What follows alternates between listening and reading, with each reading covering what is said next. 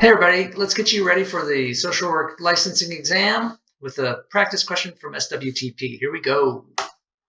After many months of effort, a social worker finds a Section 8 apartment for an unhoused client. After seeing the apartment, the client says he prefers to sleep on the street. I like the open air, he says.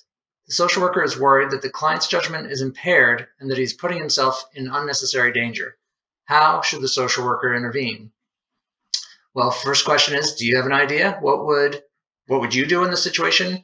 Or better yet, what would a social worker from a textbook do in this situation? What you do at the job and in your agency might be some corner cutting that doesn't cut it for the exam. Another question to ask yourself, what type of question is this? Is this an ethics question? Is it a practice question? An intervention question? What do you think? And once you have that figured out, what type of strategy do you use to approach that kind of question? Almost every question, you're just going to look at the answers and figure them out one by one. And that's what we're going to do here. So here are the answers. One of these is going to be the best possible, not maybe the best possible answer for any social work anywhere, but the best of the answers that are offered is what you're going to check off on the test. Answer A, convince the client to try the apartment out for a month before deciding. Okay, sounds reasonable. Discuss the pros and cons of apartment versus street living with the client.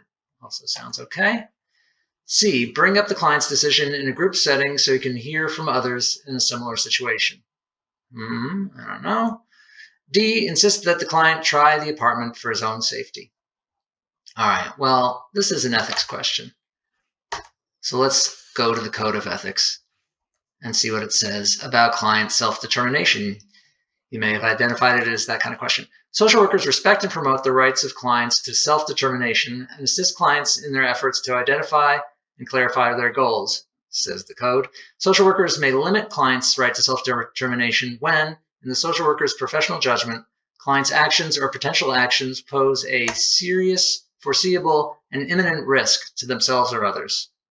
So really what we have to do is remember this part of the code and then ask ourselves, in this situation, is the client posing a serious, foreseeable, or imminent risk to himself or others? So let's take these one by one with that in mind. Convince the client to try the apartment for a month before deciding. It's okay, but it's got convince in there. You know, we're not about convincing people. We're about working with them and being where the client is. So we're going to scratch that.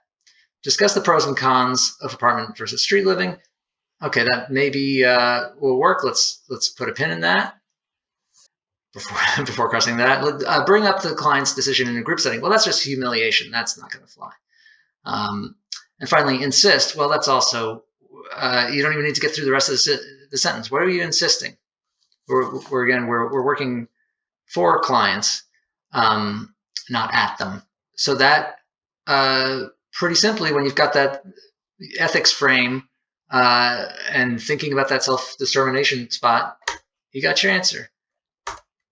And you are ready, or that much more ready, to pass the social work licensing exam. Sign up at socialworktestprep.com for complete practice exams. There's nothing quite like realistic, real-time practice. 170 questions, sit down over 4 hours, see what that's like for you, then review the questions you didn't get right, and then repeat that over a few weeks, a couple months, and you are ready to go pass. Good luck. Let us know how it goes.